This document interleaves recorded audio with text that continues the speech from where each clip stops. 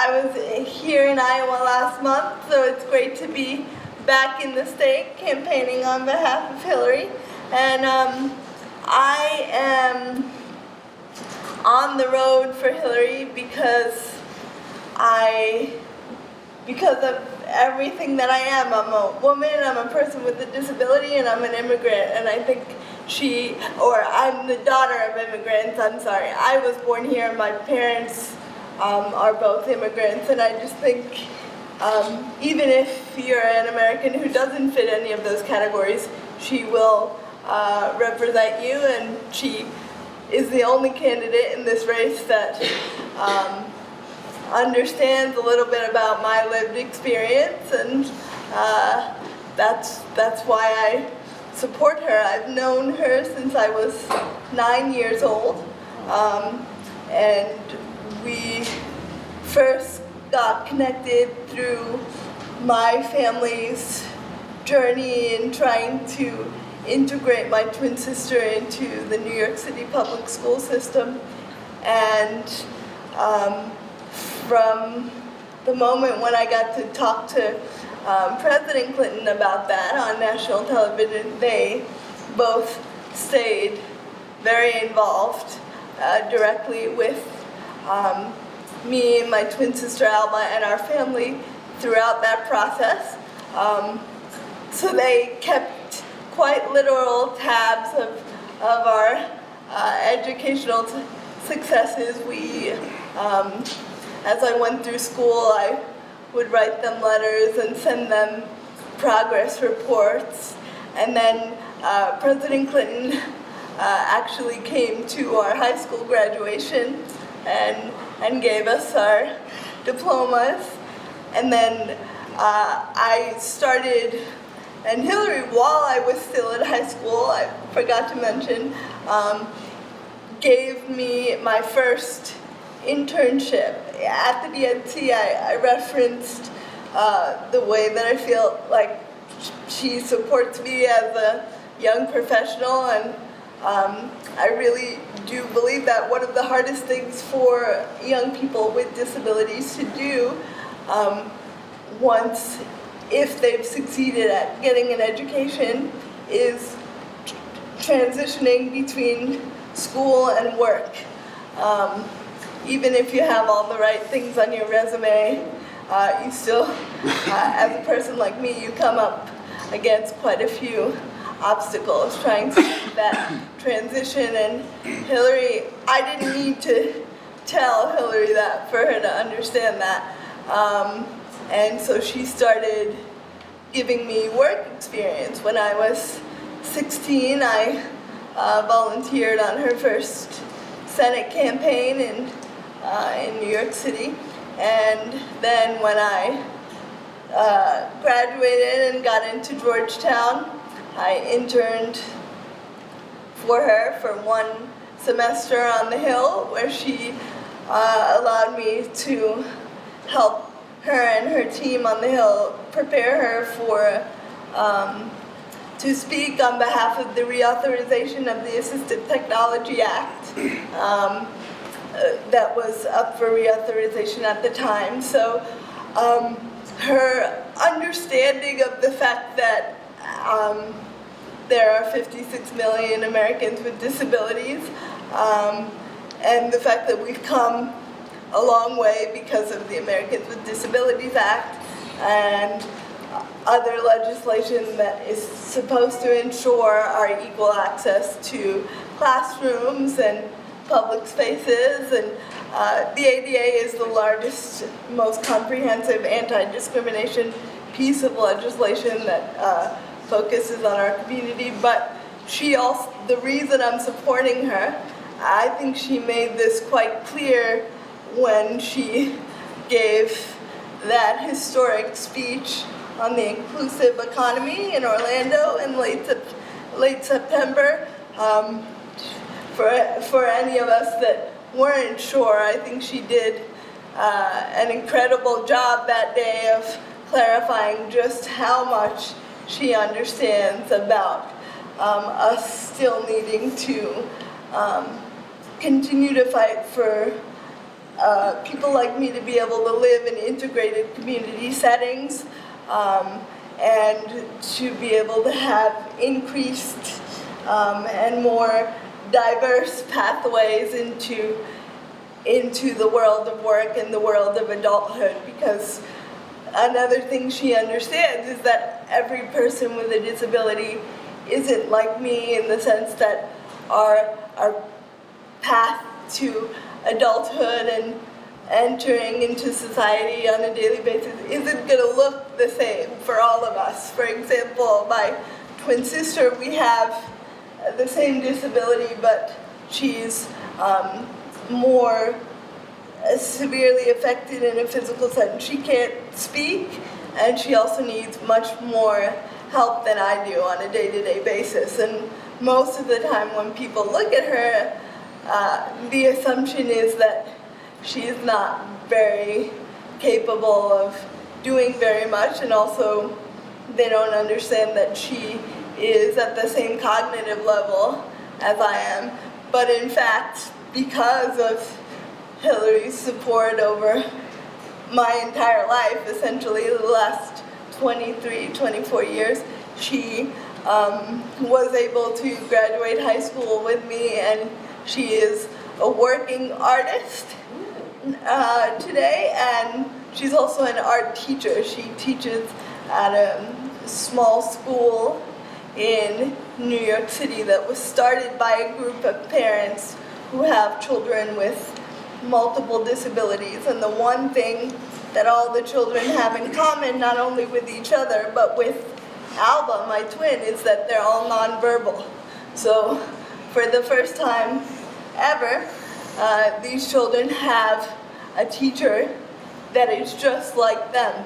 And that sends a really important message not only to the children, but to the teachers and support staff and to the families, quite frankly, because a lot of families across this country still struggle immensely, I think, sometimes in trying to integrate their children with disabilities into the larger family unit. And all of these reasons are why I support Hillary. If all of you, I'm sure, knows, and you're already supporters, that she started out her career working for families like mine.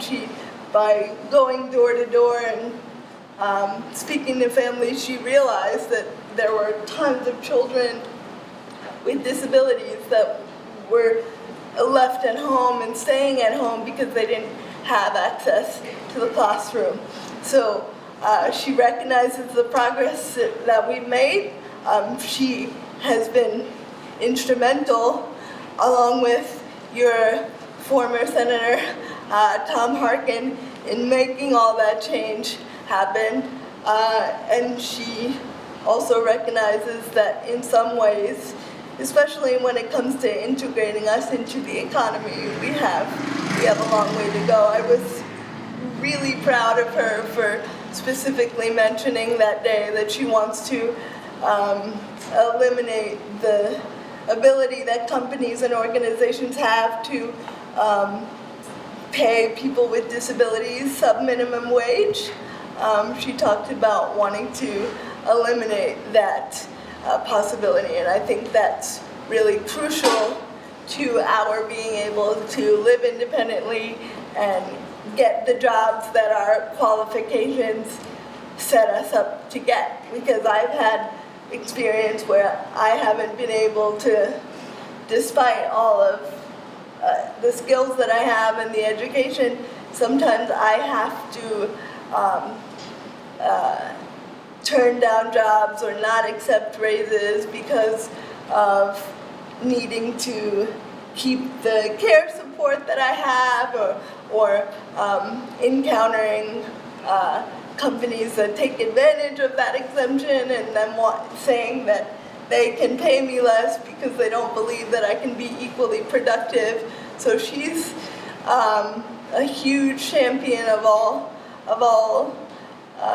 these issues, and like I said on that stage, she saw me back then as a 9-year-old little girl, and she has continued to see me and to amplify our voices, and she has been my role model for my entire life. As she always says, when she gets knocked down, she gets right back up, and that's the way that I've tried to live my life. And I'm so happy to be able to be here today. Before I forget, because I forgot on my earliest stop this morning, but part of my message today, particularly when it comes to either the disabled community or other communities of individuals who might struggle to, vote on a particular day, I've been asked today to emphasize the importance of taking advantage of the ability you have to early vote, especially if for one reason or another your life, you have things that come up last minute in your life. I know as a person with a disability, I try to encourage all my friends and people that I'm connected to in the community to take advantage of early voting, because sometimes things come up. Our caretakers get sick and can't show up, and suddenly we think we have someone to take us to the polls, but then we don't. So I really encourage all of you to not only vote early yourselves, but try to facilitate that in your community. If there's someone that you know that might have trouble getting to the poll or needs help figuring out how to get an absentee ballot, or anything you can do to facilitate, to help another person be able to have their voice heard by voting before election day and on election day, that's the best way at this point. So in other words, ramping up the get out the vote message in whatever way you can. If you're big on social media and can't be out and about as much, then do it on social media. But there are so many ways. When I got here last night, for example, I was just sitting and having dinner in the local place right next to my hotel, and the table next to me just started asking me what brought me to town. Apparently they realized right away that I was from out of town, and it started a conversation, and I was able to tell them what I was here doing, and we got into a conversation like the one I'm having with you about why I support Hillary, and I'm glad that we had it, because I was speaking to a group of people that were not convinced yet. So I'm glad to say that they're not voting for Trump, but he was still not convinced about whether he wanted to take the time to cast his vote for Hillary. So I asked him, what were his doubts, why was he feeling that way, and tried to explain from a very personal place, the same way I'm doing with you here today, why I support her. And he was very skeptical until I used my personal life story, because I said, what is it about her? Why can't you bring yourself to support her? And he said, well, she just needs to loosen up, and I don't know if she really understands what it's like to. So basically he was saying that he didn't think she was capable of understanding the average person, or across the country, and that she's too uptight and too concerned about people that weren't like him, basically just worried about the kind of the people who support Trump. He was for some reason convinced that she cares more about the 1% than most of us, and I immediately said, well, that couldn't be further from the truth, and this is why.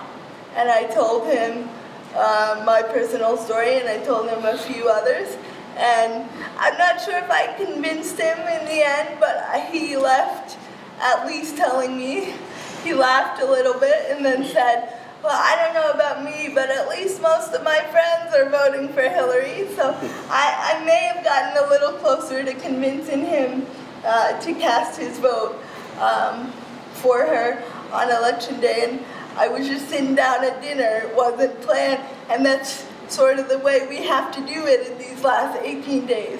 Any opportunity you have to talk to people about why you support her, do it. Even if you're not in, especially if you're not in friendly territory. That's where we can make the most difference. So I'll leave it at that and let you guys ask me some questions or comments.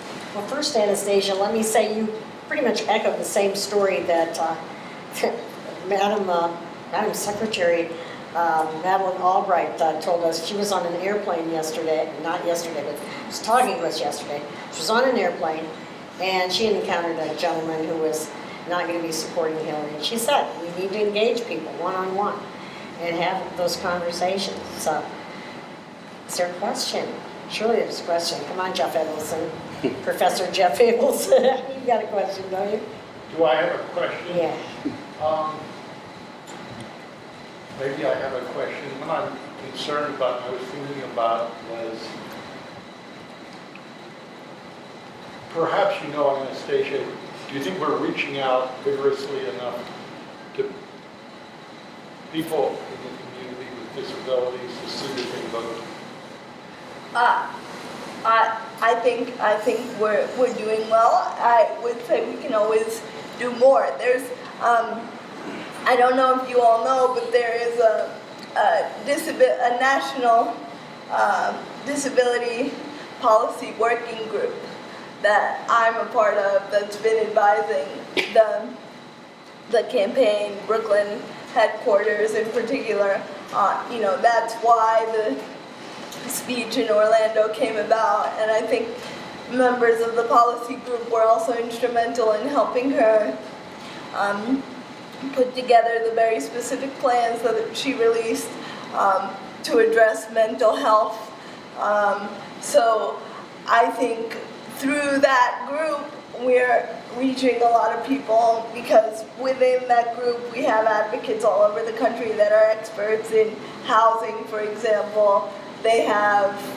I work with the young arm of that group, so me, some of my friends, and a few other people from across the country are rallying young people with disabilities through that group. And as I said, we're doing a lot of stuff on social media. So I think we're doing better than campaigns have done in the past, but there's always room for improvement. We just need to do exactly what we just talked about, and if you're not as into technology, then the best way to do it is to just make that personal connection with one person, several people, as many as you can between now and election day. And I am there to consistently remind her not to forget about our community. And the good thing is that I'm not the only one. There are huge numbers of people that are tapped into our network and making sure that it does not end at the end of the campaign, that it transitions. So we're working with the transition team and all of that. So I'm confident that we won't get lost in the shuffle either. I hope not. Any other questions? Oh, Dolores. Anastasia, I'm interested in the experiences that other disabled people may have shared with you about once they get to the polls. And since you're not from Iowa, you probably have heard about, as you've gone around, different types of voting machines, different types of access. And I was wondering if you could provide more detail on I'm running for county supervisor, and we pay for the equipment that the auditor recommends, okay, for example. So what types of equipment are best as we replace our equipment? See, that's a difficult question to answer because it depends on the person's disability, like, and it depends. Like my sister needs a different level of facilitation than I do to be able to vote. But in terms of, I'm very aware that that's one of the issues that we in the Disability Policy Working Group are trying to work on, resolving, because it is an issue, accessibility and being able to. So I don't have any specific answers in terms of types of machines because, as I said, it all depends on what the person's disability is, and that's part of the reason why it's such a difficult issue to tackle across the board. But it is something that the Disability Working Group is keeping on the minds of the team, and that's part of the reason why we're asking all of you. I guess the best way to do it on election day or before is if you see somebody that, if you're trying to assist a person with a disability to vote, at this point you're going to have to do it on a case-by-case basis and ask them, what assistance they're going to need, and hopefully you'll be able to help them based on whatever they say. But right now, it's that is a huge issue, making the actual process of voting more accessible to more people. For me, I think it's important that I vote by mail because I can control the system in the setting that I'm voting in. But I know when legislation was written, Senator Chris Dodd's sister is blind, and he made sure that the visually impaired were considered when when machines were developed. So if you go into a voting area here in Iowa, the machine can help you if you're visually impaired. If not, it's set up on a table that's fully accessible, and they're pretty accessible in terms of different abilities.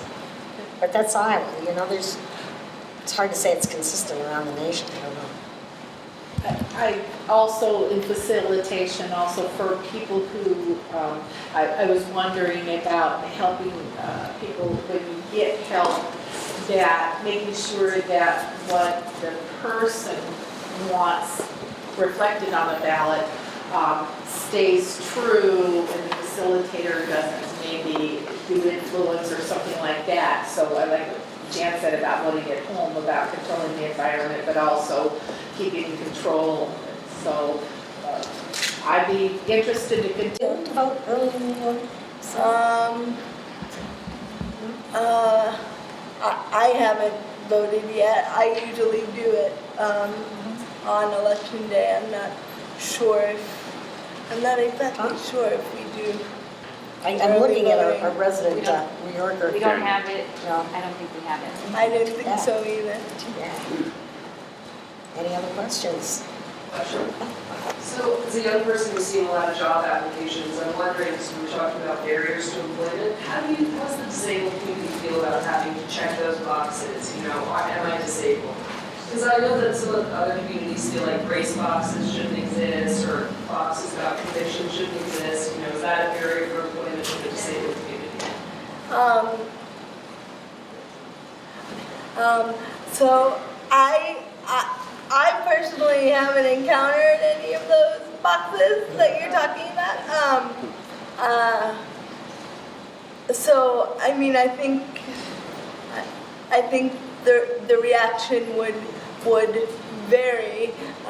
In the disability community, we're not a sort of one-size-fits-all group. So I think you'll find that some of us would say it's a good thing, and some of us might disagree. So I'd say you would get both opinions from people in my community. As I said, I haven't personally encountered that, but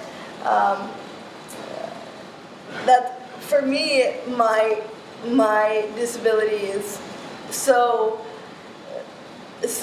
obvious that people, find it out right away. I usually encounter the problem when we move from phone interview to interview in person.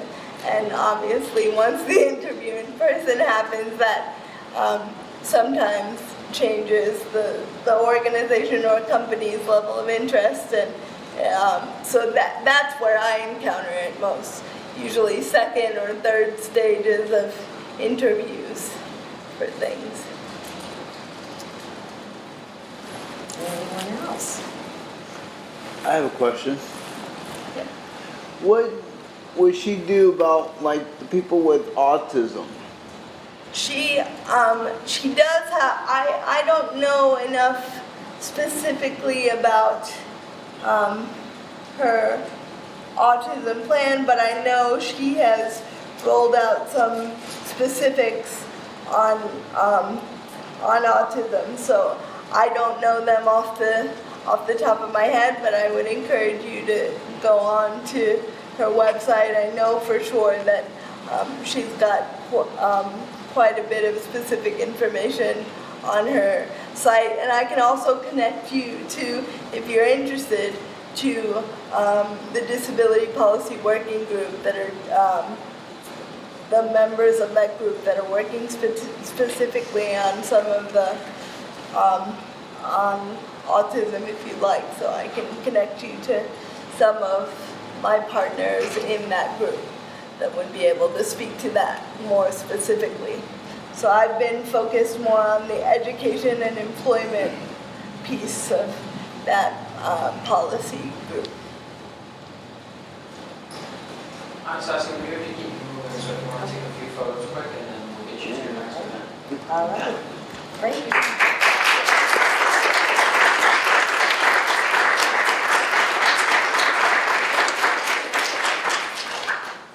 How about our fellows?